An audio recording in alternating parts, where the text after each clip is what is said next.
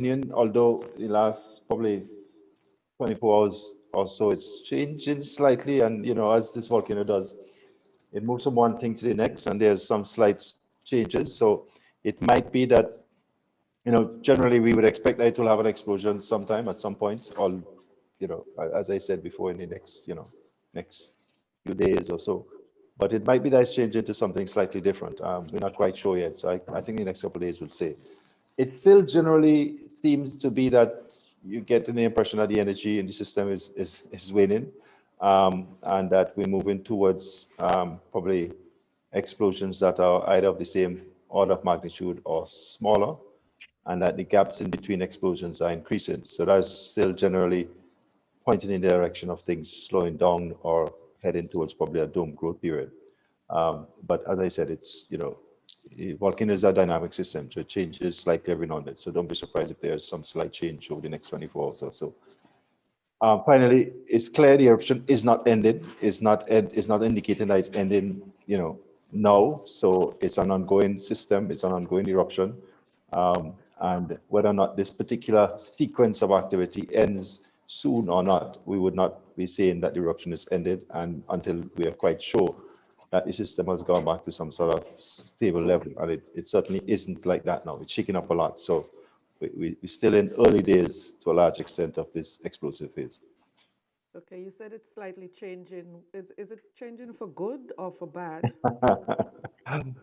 I always hope it's good, Teresa. But it's early days yet. It's changing. Basically, we have a lot more of the kinds of events we would have in the intervening period than we normally have. So we have a lot more long period and hybrid activity than we would have at this point in time. That may indicate that there's a dome growing. It may indicate that hybrids just indicate that magma is moving. And for whatever reason, it's moving more than it probably usually is. So it might be that, it might be that a dome is growing faster. But it's still early days to say. I think general pattern is still the same, that it looks like it's, it's losing energy a little bit. That hasn't fundamentally changed. So that's a good thing. Okay. Before you go, I'm going to ask you, can you hazard a guess as to what La Soufriere would look like after this is all over? I can hazard, but I could probably be very wrong. It looks like, unless something major happens, that you're going to end up with a crater that may either have a crater lake in it or may have a dome. But other than that, I think I'll say I'm not sure. So it might be that we might have a return to a crater lake. That's currently, in a sense, what you have. You have an open crater now, and they are in it. Once it's open and it's sealed, you can collect water, you can have a lake. But there is a hint of a dome trying to grow. So it might be that there's a dome in it. Certainly the crater that is there now is much steeper than it was before. People are accustomed to having a dome and sort of a flat area around it. What you have up there now is a really steep inverted cone that is more or less taking up most of the open area that was there. So you have an inverted cone and a set of sort of loose material around it, more or less on the southwestern side or in the middle of the crater. So that's what you have now versus something that's flat with a dome. So it's certainly going to be different than what it was before. Exactly how it ends up, depends on what happens in the next couple of months. So would we have to find like new treks to get up to the crater? No, well, you will have to reestablish the tracks, because the tracks to go up there would have been damaged or covered, and but I suspect the trail to go up can be reestablished. There's a lot of deposit up there to be washed off. So it's not going to be so easy going up until, that has settled, until a lot of the debris has moved off, and until the trail properly is reestablished. A lot of it up there is really like, I suspect it's pretty much like, something that's been bombed and blasted by ballistics, damaged by surges. And you're going to have trees smashed up. You're going to have lots of gullies, lots of loose sediment up there.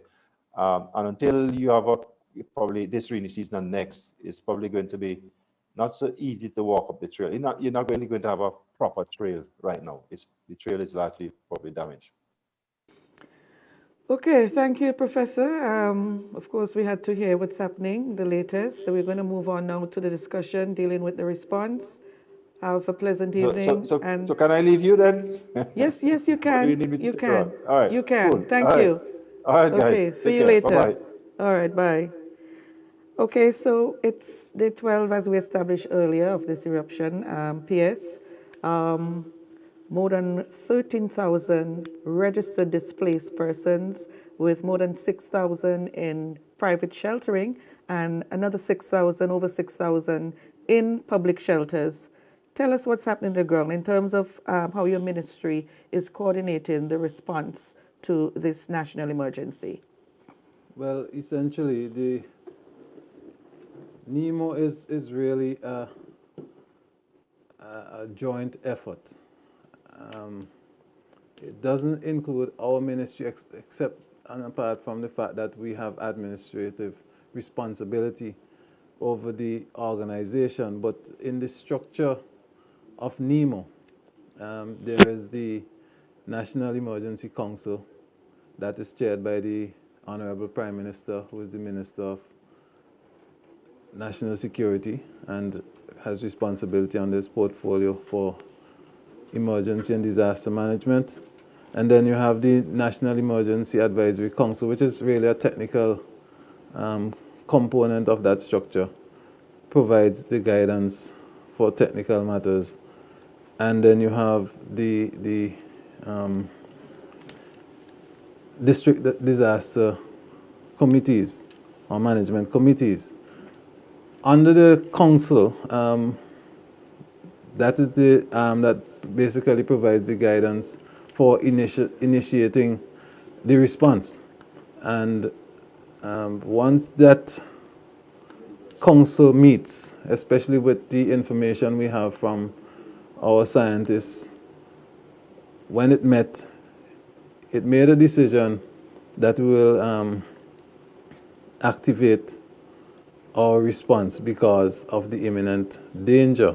And all of the stakeholders, both on the public sector side and the private sector side, would have come together in that council to activate their various response mechanisms.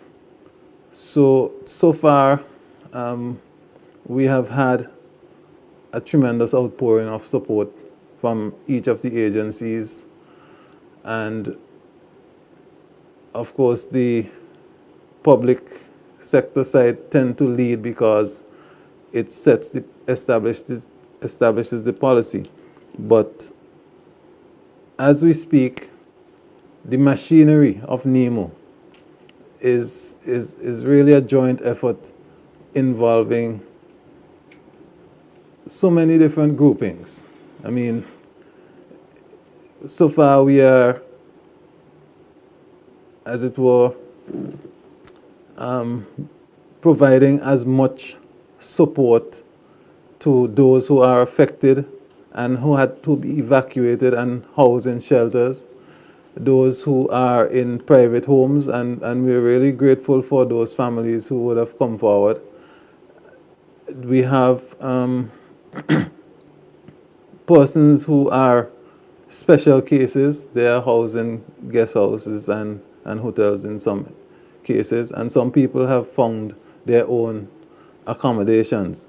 But the government is facilitating with the provision of care in the terms of food, shelter, health, security in some cases.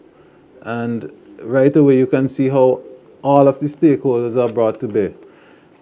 We never felt that we had all of the expertise locally and the mechanisms for disaster within the CARICOM region. We have CARICOM as a body. They have established a disaster relief unit, and they have been very proactive.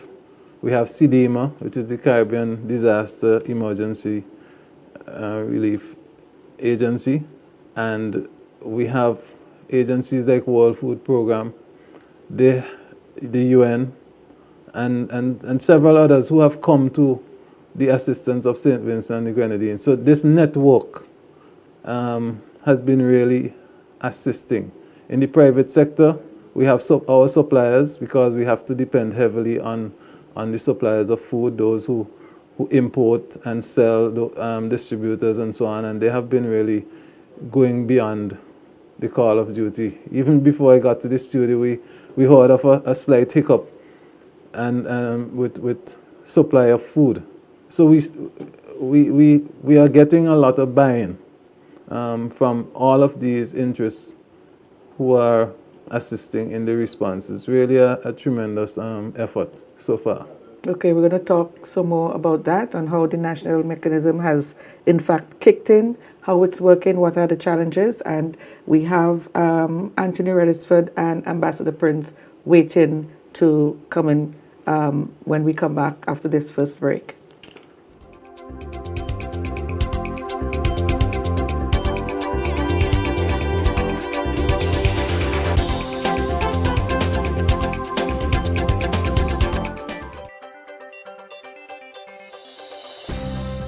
This evening on the VC3 News Update, the UN launches a $29 million appeal to support St. Vincent and the Grenadines in light of the ongoing volcanic eruption. Professor Robertson warns of another explosive eruption at the last Soufriere Volcano within a 7-day period. And Digicel's chairman refers to the UK's donation to St. Vincent and the Grenadines as pitiful. Join us at 7 p.m. for these stories and more on the VC3 News Updates. On Friday, April 23rd, there'll be thousands of dollars to be won. A lotto jackpot of $215,000. A new home, car, or that college education. Lotto, you have to be in it to win it. Next lotto jackpot, $215,000. More jackpot money, more reasons to play this game. More money for way, Super 6 a bigger jackpot game. The Super 6 jackpot for Friday, April 23rd is $250,000. Super 6, more jackpot money. More jackpot money, more reasons to play this game. More money for way, Super 6 a bigger jackpot game.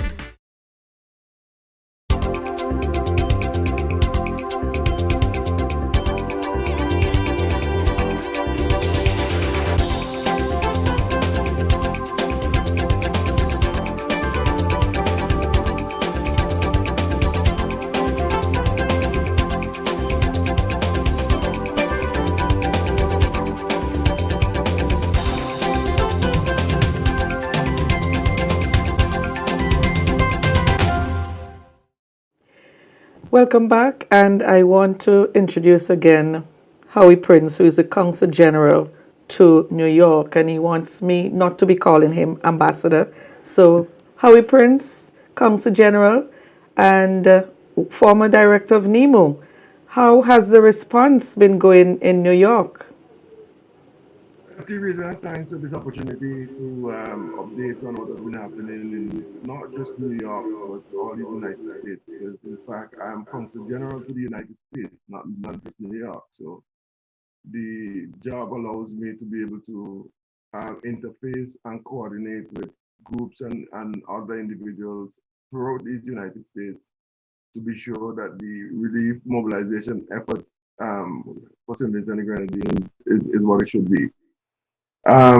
I think I can report that the United States, particularly Vincentians in the United States, are very concerned about what's happening in St. Vincent. They're very grieved by what we're seeing, the images of our blessed country looking so dismal, so covered with ash. The comparison that people are making is, who live in New York, is that it looks like New York, when in New York is having its winter wonderland, covered with white and as opposed to gray ash.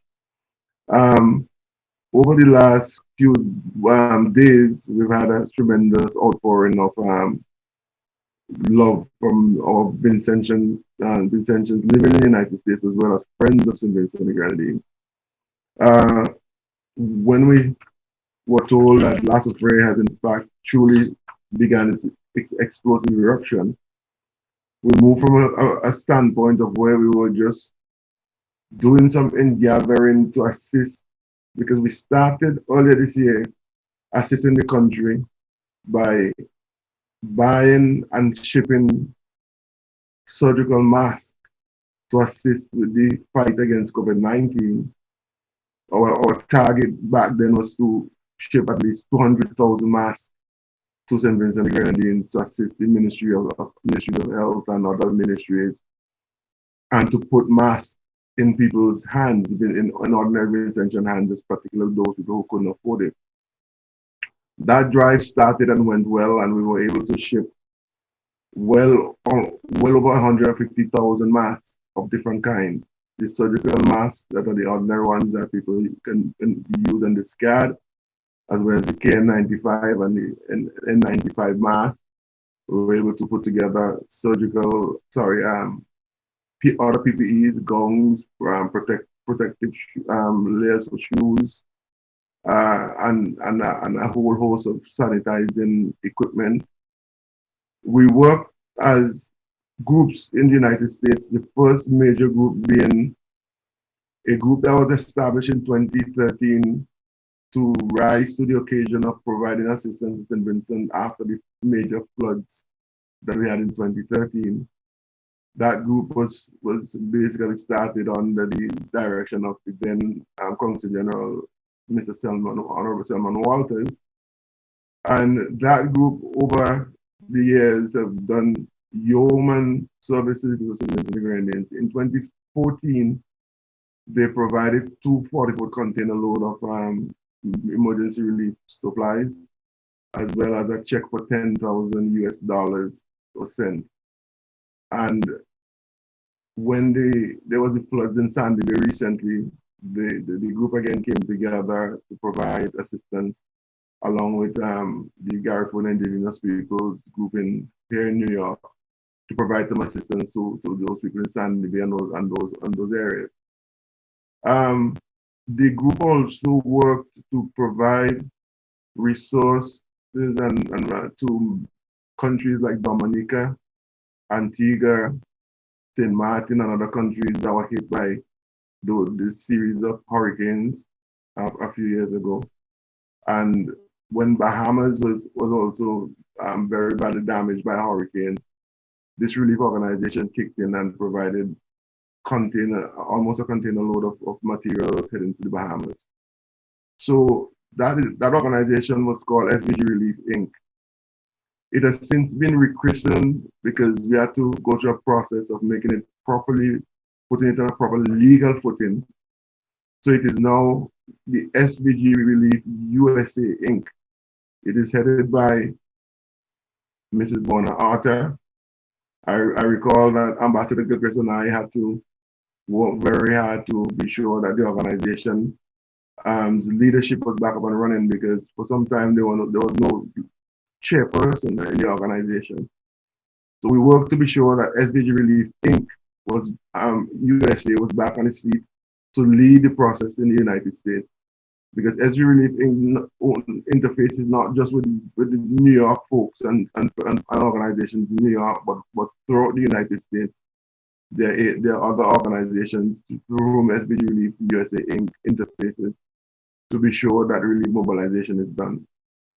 Then in early this year, a new kid on the block, sort of rose up, a platform that is called SVG Drip, headed by Sherilyn Mason Haywood. That was created as a media platform to bring together diasporas, United States, UK, Canada, and to gauge what is happening, and to sort of work to be sure that when we're doing mobilizations, that the UK wouldn't necessarily be doing the same things that New York and the United States would do.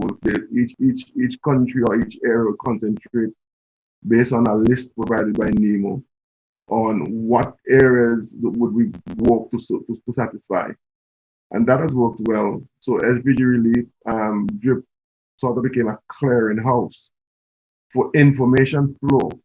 And a lot of information flows were channeled through that organization so that people can know what is happening. Those people who are finely tuned to social media were able to rely on that organization a lot for their information. Consul General, are you saying that all We these work organizations together, and here in New York, we put CG, you together hearing me? a number of relief drives. We were fortunate to have a Obviously friend not. in Mr. Vaughan Tony, who is the CEO of Friends of Crown Heights Educational Daycare Centers. And he provided us one of his main facilities, the Center 671 Prospect Place, well known by Vincentians, because that's basically where a lot of Vincentian activities and organizations go for their functions. We were given that facility for relief mobilization for up to 2-3 weeks as the need arises. So last Saturday and Sunday and last evening, we were at that facility collecting donations from persons. I'm happy to report that out of that effort, we packed one 40-foot container of materials that has already left the scene. There's a second 40-foot container that is almost completely packed. By tonight, as I speak, it will be completely filled with an assortment of emergency supplies. All kinds of emergency supplies are in that container. Things that are on the list and things that aren't. NEMO provided us a list. We circulated that list, and people have risen to the occasion. I believe that because the need for water was so glaring, we have such an outpour of pouring of donations of water that we have tons and tons of water that we have to work to try to get into St. Vincent and Grenadines as soon as possible. In fact, the outpouring of materials has been so tremendous that we believe that we have on the ground at Friends of Crown Heights the equivalent of filling an additional 2 more 40-foot containers to be sent to St. Vincent.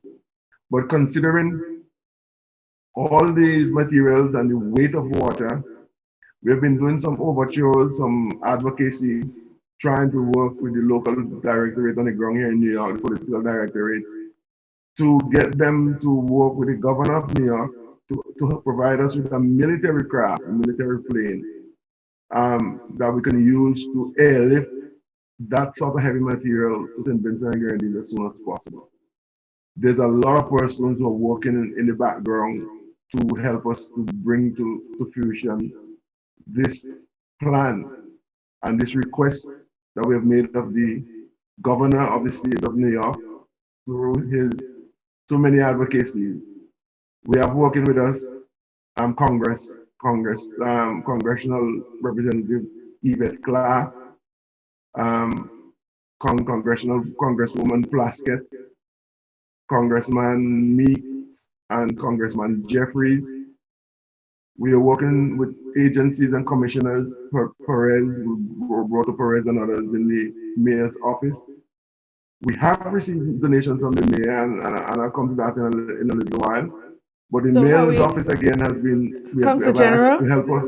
Hello? Before you go to that, we want to bring in Anthony Regisford to talk a little bit about what the private sector is doing, and we'll come back to you in just a moment. Okay, I have a lot to report to you. I realize that, but Anthony is here, so we'll talk some more. All right. Anthony, I know that the private sector has been getting a lot of things done. Can you update us on what has been happening as far as the private sector is concerned from a chamber perspective? Thank you, Teresa, and let me say good evening to the other panelists and also your viewers.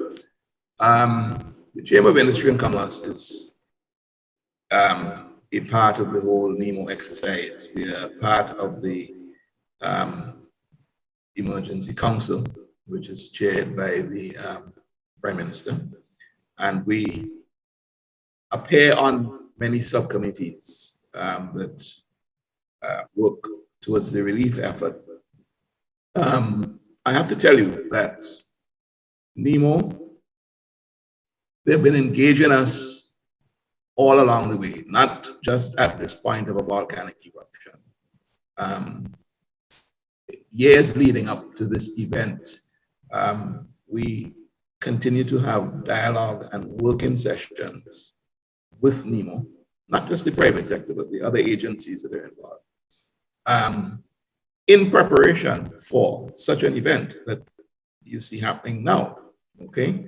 We are living in a disaster-prone part of the world, and on top of all of that, we've got uniquely for St. Vincent, the volcano.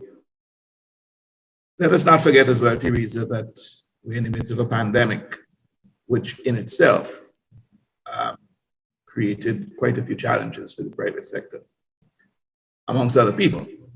But so I'm putting all of that in context. With this particular event, the last Soufriere eruption, at the chamber level, what we have done, our members are asked to make their contribution of funds, assets, whatever other resources, goods, supplies, to the Nemo basket, for want of a better term, okay? That does not preclude a particular business from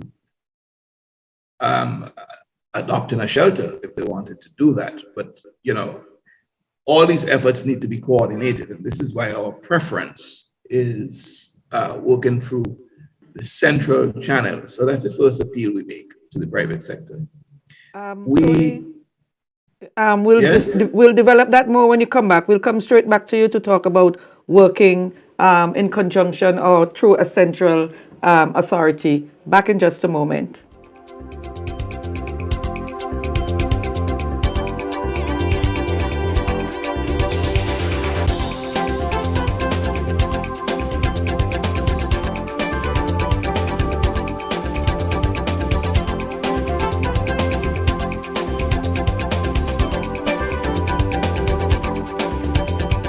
On Friday, April 23rd, there'll be thousands of dollars to be won. On Friday, April 23rd, there'll be thousands of dollars to be won. A lotto jackpot of $215,000. A new home, car, or that college education. Lotto, you have to be in it to win it. Next lotto jackpot, $215,000.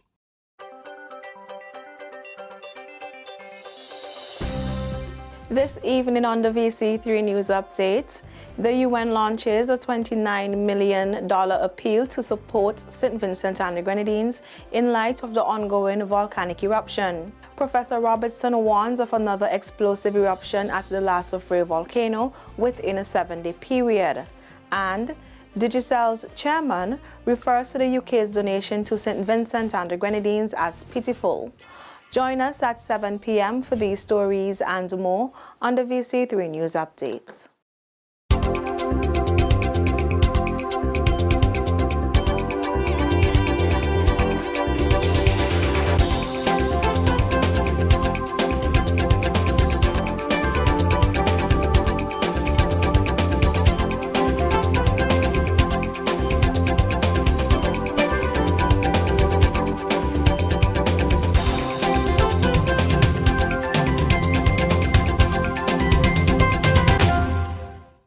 Welcome back. And Anthony Regisford, who is the Executive Director of the local Chamber of Industry and Commerce, was speaking when we took that second break. And he was speaking about his preference in working through a central authority, more or less. Mr. Regisford, you care to expand on that some more? Yes, so as I was saying, that's what we encourage our members to do. And we effect that coordination, first of all, by getting the list of immediate requirements from the respective unit of NEMO. That list is the list that we circulate to our private sector so that they're not getting things that are, not immediately necessary. It's very important because you may want item A, but people are busy thinking that item B is what's really required. And so we end up with a lot of B and very few A. So we work off of that central list, we circulate it to our members, and that list is updated by NEMO as the thing progresses. The chamber also, just going a bit from the local scene, the chamber also is connected to the CARICOM network of chambers. And we activated all the chambers in that network, 22 of them, across the Caribbean, not just CARICOM countries, as far as Bahamas, Bermuda, right down to Suriname. So we activated all those chambers. Working with that same list I told you about, Teresa, that was circulated to the various executive directors. And they in turn sent that out to their membership. And that's what guided their contributions. Now, again, what most, if not all, of the chambers in the region did, private sector got their contributions together in the various countries, and they channeled it through the country response. So for example, Guyana had a boat that arrived here, I don't know, 2-3 days ago, with various items and assets. And on that boat was the private sector contribution from Guyana, because they worked through their national agency. Same thing with Trinidad, same thing with St. Lucia, Grenada, and so on. So we were able to coordinate that private sector response in the different countries through the National Disaster Management Agency there. And as you know, all these national disaster management agencies are a part of CDMA, the umbrella body. I think NEDD was talking about that. So that's the level of coordination that has been at play. And I have to say that could not be if there wasn't a fair amount of planning ahead of time. And the planning ahead of time was not just for volcanic eruption. I have to keep making this point. The planning is for a disaster period, whether it be a flood, whether it be a wind event that creates disruption, or as we have it now, a volcanic eruption. So that's how we have been responding, Teresa. The response throughout the Caribbean has been excellent. We had a particularly good response, a remarkable response from the Energy Chamber of Trinidad and Tobago. They actually made available as many as 3 platform service vessels. These are vessels that service the oil rigs, the offshore oil rigs. And they came up with various supplies and water at the time when water was a critical item. So they came up with bulk water, and they also came up with water on deck in bottles and containers. Not only that, at least one of those boats were able to hang around and be part of the relief effort, getting water to the villages in Barony and so on. In fact, what they did, they worked with one of the cruise ships that was processing desalinated water offshore. So as the cruise ship got the water, it loaded up the bulk tank on the platform service vessel, and it came and it dispatched that water here locally. So all of that was going on, while the various responses were happening elsewhere. So it's been a very good response by the private sector locally and definitely across the Caribbean. Okay, I want to turn to PS in view of the fact that you actually addressed the fact that you are working through this central authority. NEMO's role as that central authority. People seem to think that NEMO is just the director and the 18 or so staff that she has. But NEMO obviously is much more than that. Let's talk about that for quite a bit. NEMO's role and who really comprise NEMO? Who are the actors involved? Well, it's a very long list. As I mentioned before, the council, and the council is actually made up of the cabinet of ministers, all the ministries essentially has a role to play. We have private sector agencies like the telecommunications companies, fuel supply companies, and you can be sure that the other agencies relevant can be co-opted from time to time as the need arises. As a matter of fact, a few days ago, a meeting of the council was called, and because we are into response and because we want information almost real time, we had persons from representing, let's say, RRT, which is the OSV group, some of the suppliers who can speak directly to some of the immediate needs that we have. So on the ground, in a general sense, NEMO has that structure to function. It is comprised of several subcommittees under that body. I will just name those because it's a little easier to list those. So we have subdivisions like public information and training. We have damage and needs assessment, transport and road clearance, emergency shelter and shelter management, emergency supplies, health services, telecommunications, search and rescue. That would include security. We have rehabilitation and reconstruction, and we have voluntary services, which would include like the Red Cross and some of the other uniform bodies. So these groupings would have meetings from time to time to keep updating their response in the event of an emergency. And as Tony indicated, it's not just about the volcano, it's not just about a hurricane, but it's all of the hazards that we are exposed to. So we are required to meet from time to time, holding discussions with the various components of these subcommittees to make sure that we are ready to respond.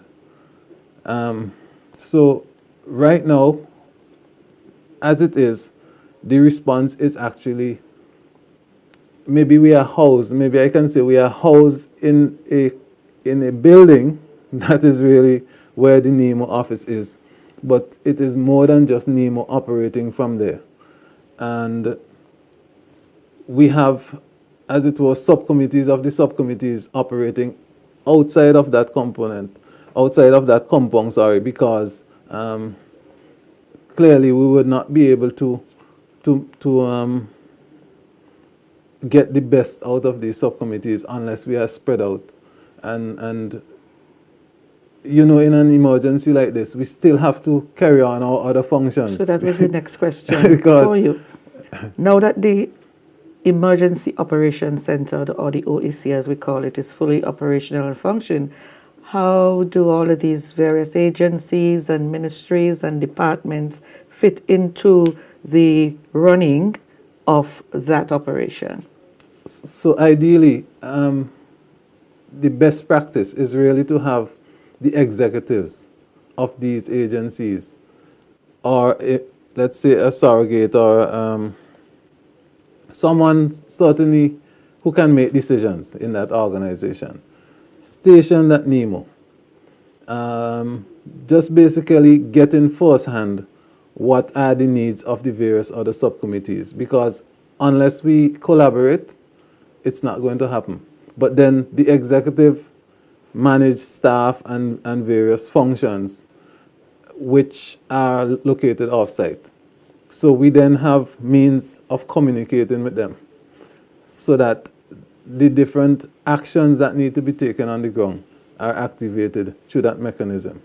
And as PS, you know, I would want to appeal in a general sense, because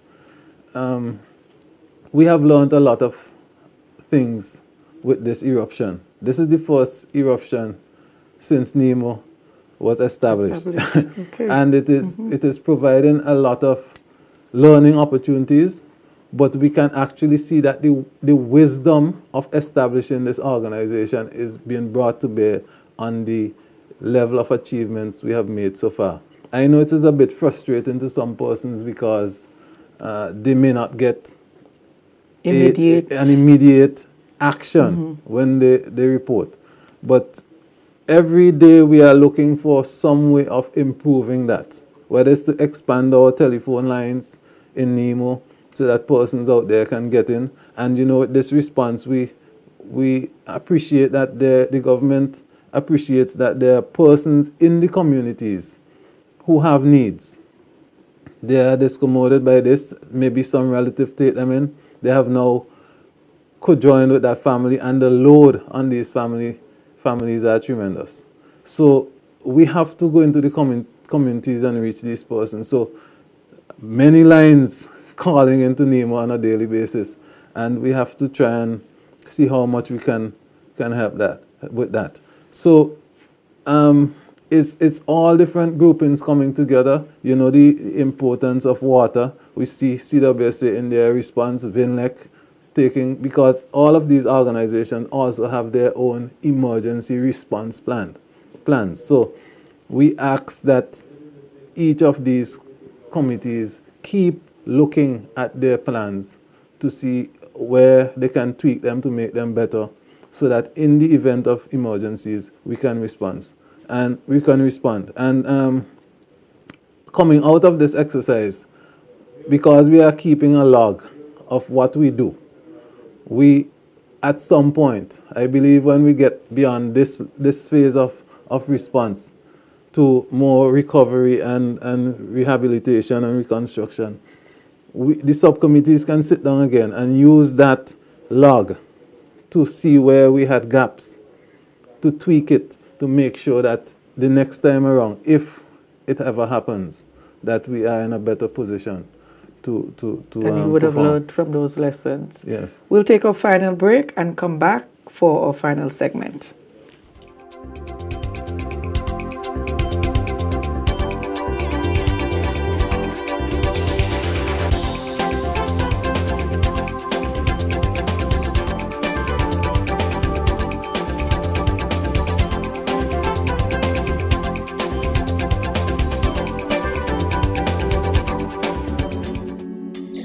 Erasmus Wiley, Glasgow. I'm feeling perfectly fine. I just had the vaccine, and I'm trying to encourage each and everyone to come and get the vaccine. It's important. Life goes on, but with this vaccine, it makes it even easier. Because of the field we are in, we are actually at the front. So each taxi driver should come and take this vaccine, because trust me, it will be important to each and every one of us going forward. Do not procrastinate, but rather let us vaccinate.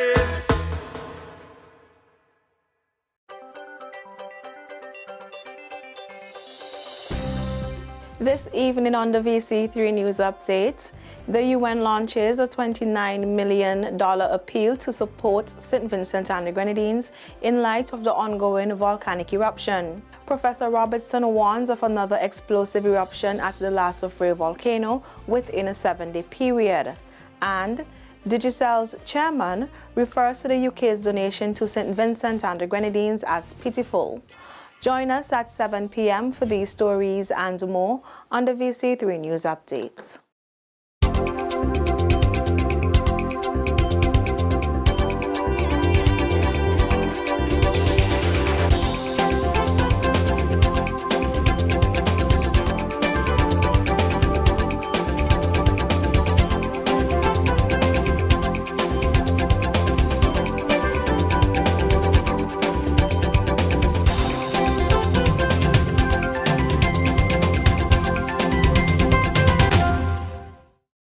Welcome back. P.S. Before I bring back CG and the Executive Director of the Chamber, someone was asking, how are people coping in the emergency shelters, and can you confirm what essentials are you requiring? Well, there are quite the needs are varying. We have psychosocial needs, because to be away from home in a strange environment, congregating with persons who you'd probably never sit on the block with, It's something that some persons are taking a while to adjust to. So we have to respond to those. We have the layer of COVID and other illnesses that may pop up from time to time, which we have to manage. So the health services, they're doing a lot of work in that regard. There are specific needs. We are trying to improve comfort, which requires more mattresses. Just last evening we were talking about mattresses and how we can make a night rest even more comfortable, and that is an area that we can very well do with SOMO. I believe we can also do with, I would say, structured volunteerism, where persons who have skills and maybe in culinary skills and so on, who may be able to assist in a shelter, they may have other management capabilities to make themselves available so that to the shelter managers and committees so that they can see how they can fit into that. I think we are looking at the issue of stress of managers because they are dealing with so many different persons. We need to have a really robust rotational arrangement so that persons can get a rest to recoup, because to face all of these varying needs could be a bit overwhelming at times. So volunteers are needed, and people who are serious, people who have specific skills, you're and saying. people who have specific skills that they can bring to help with that. We have had a lot of volunteers. We saw churches coming forward that were not even listed as shelters. That has been very heartwarming for us. And we had the other organizations like the cadets and so on. Well, they are usually in the limelight when it comes to this. But when you look at the young people and how they are just going, as it were, beyond the ability of their bodies, I would say, they have worked really hard and demonstrated a genuine interest in the welfare of the persons that we are responding to, and that is very important. So our needs, from time to time, we have a needs list that we would ask the shelter managers to identify some specific things. I believe the needs list would normally speak to that, and persons who have an interest in, let's say, donating and so on, they can call to NEMA as well and get an idea of where the needs on a particular day might be, so that they can respond. Okay. Consul General? Yes, I'm here. Okay, so let's say what's happening in your neck of the woods. We've had a tremendous outpouring from a lot of states. I'll just go, and cities. I'll just go to them very quickly. From Atlanta, there are about 10 or 15 different locations where people have come together to put together to bring emergency supplies. We have from Boston, the St. Vincent and Grenadines Association of Massachusetts, which I'm told has maybe 2 container loads of materials ready to ship. From the DC, Maryland, Virginia area, we have the Caribbean Disaster Relief and Recovery Alliance, and they have several donation points, including many of their churches. In Florida, we had several organizations pulling together, including the St. Vincent and Grenadines Association of Southern Florida, and they had several drop-off. Some of the key persons being people like Ivo Dijon and Shelley and Samuel, among several others. We believe that they too may have maybe 2 container loads ready for shipment in short time. Here in New York, we had a host of drop-off areas. The list is too long for this short broadcast, but all of these were brought to the Friends of Crown Heights facility And at that facility, we will continue to do our mobilization this weekend coming Friday and Saturday. And in addition to the organizations and persons who are making contributions, we are also collecting financial contributions via the organizations that I mentioned. We also had a lot of the political directorates in New York on scene, and they have made, many of them have made many pledges to help the Vincent Grenadines. One of the pledges that we've had came from Congressional Representative Yvette Clark, and backed by Congressional Lady Woman Plaskett. They have pledged that they're going to go to Congress to pilot a bill for assistance to the Vincent Grenadines. This is as high as it goes, because we're talking about the U.S. Congress, where they would push a bill to assist the government and people of the Vincent Grenadines. But they want to include in that bill not just a small assistance to St. Vincent and Grenadines, but also consideration for the wider Caribbean, so that countries that are struggling to finance vaccinations for COVID-19 can be financed through that bill that they're piloting. So we're looking forward to that.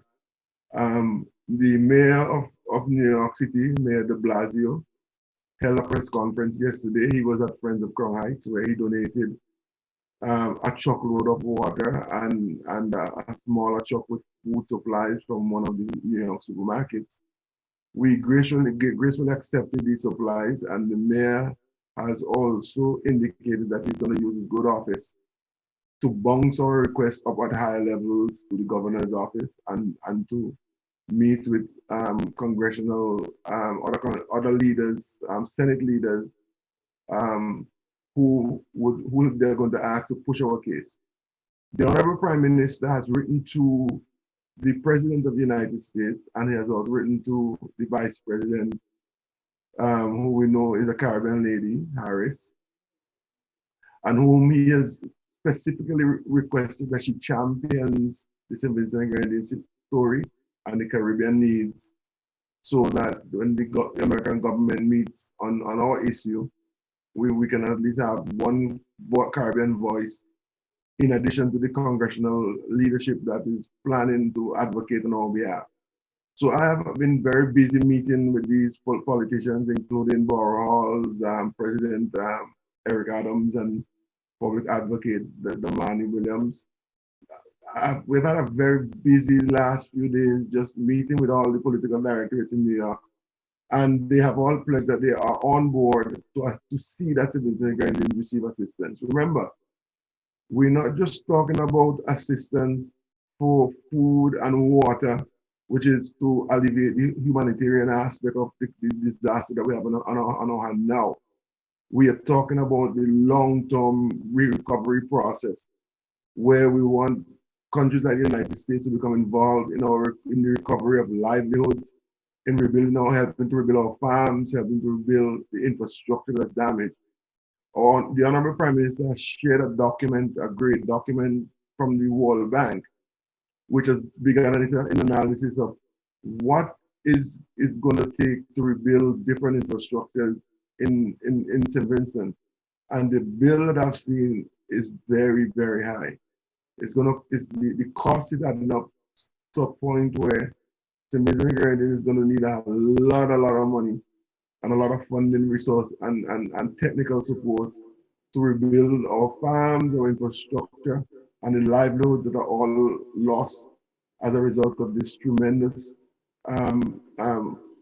displacement and the adverse outcome from the Soufriere Volcano. So here in the United States, that's what we're doing. We are not only are we receiving donations from ordinary persons, so to speak, who bring a few cans of goods. We are receiving from supermarkets that are making donations. We are facilitating the process for financial contributions of state agencies and organizations that want to do so. But we are also engaging the political directorates at New York level and also at the U.S.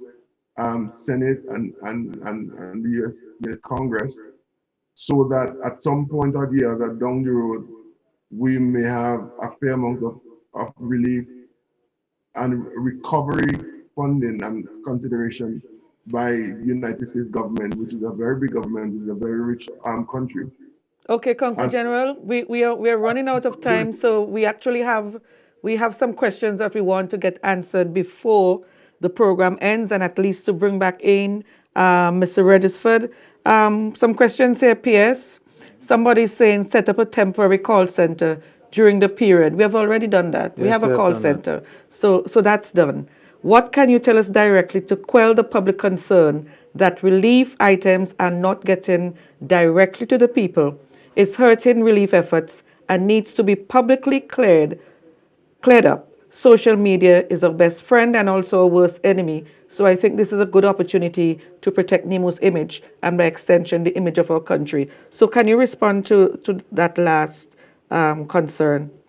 Yeah, I mean, this is a period of anxiety, and to go a few days without direct assistance may really trigger some reactions that persons would normally have. But we still appeal to persons to reach out to NEMO. If you are not getting NEMO, we have also made some flexibility in the system. People have been going to these shelters and making certain indications of need.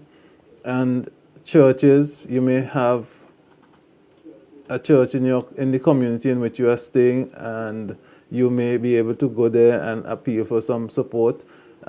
We have had a lot of pastors and so on who have been operating in the background, you know, just going here and there, finding support for persons.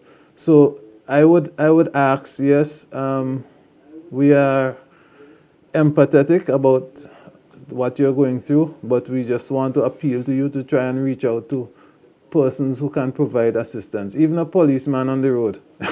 I believe if you are really in a dire straits, that you can reach out to someone who can help somewhere along the way to point you to some source of support. Somebody else is saying one way, not the only way, is being more inclusive with the distribution. Have people from a broad cross-section of society involved at each and every level. And somebody's asking, how about using evacuated folks as volunteers? Help them to own the process. Certainly, we don't mind. That's another thing.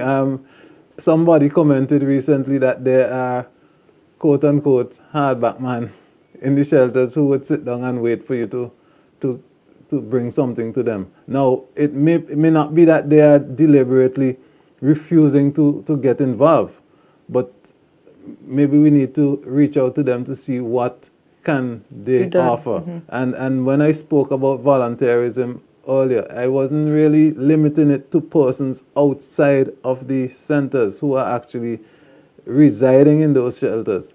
I mean, outside those shelters. Persons within those shelters also have skills. I remember when we initially talked about setting up additional showers and so on. I know that there are good carpenters and masons who, and I even ask that we reach out to them, because getting involved in their own care and well-being does a lot of good for your psyche. So we have been encouraging them to also indicate an interest in providing some of these needs. Okay, and somebody's asking if evacuees are allowed to help prepare meals in the shelters. And this one is for the Consul General. The website does not offer any information about the eruption. When will this be fixed? And I think the ambassador, the Consul General, doesn't want me to call him ambassador, can respond to that. Anthony, you have the last word this evening. Okay, so I thought Howie was going to answer the questions first. Naturally, the rest of the program. Yeah. No, in relation to the website, like I indicated earlier on, we've had some issues with getting our website up and running properly, and because this volcano erupted when it did, it hasn't given us the time to be able to fix it now, so we're gonna have to fix it later. But in the meantime, we've been pointing people in the direction of the SPG drip as a clearinghouse from our New York to the situation. websites that are running Howie. So please continue to go to LGBT, its web page, it's all the different organs that it has. We have been filtering information through that organ, and so far it has worked. But the person who asked is correct. That is something that we need to fix, and we will get it fixed in short time. Okay, Chamber. Well, Teresa, let me thank you for having the Chamber on your discussion. I know you were discussing the response phase, because that's what we are into. There's going to be the recovery and rebuilding exercise, which I would like to see the private sector be heavily involved in. Not only because we have resources and assets, but we are also, we've also been impacted. We have to talk about the economy at some stage and how we can get that back on, an upward trend. So those are conversations that we are going to have. Not now, we are talking about the relief. The word from the Chamber is that we encourage the private sector to continue to play their part in doing what they are doing so very well as we speak. I know there's a lot of dissonance, and we have to find a way to work with all of that going on. There are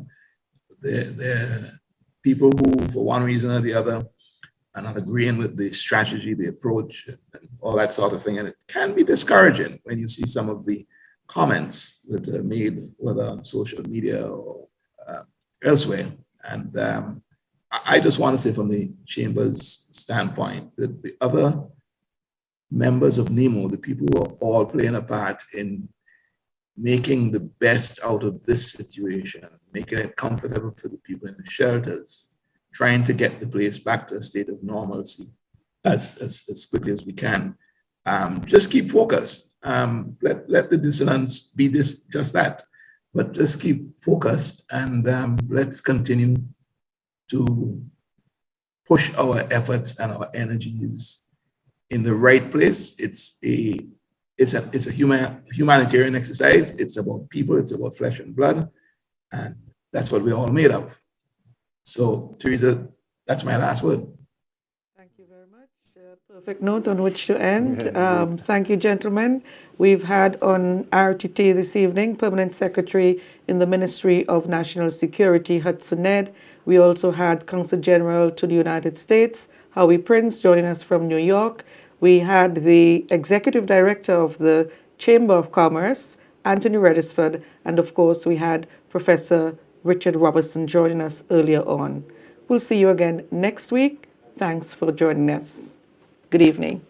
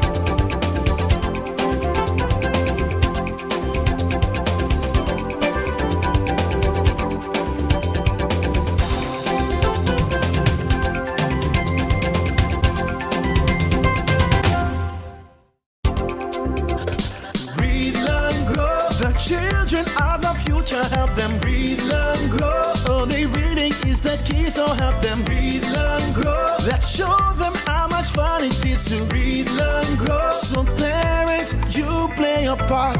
First and foremost, reading from so young is advantageous. Link with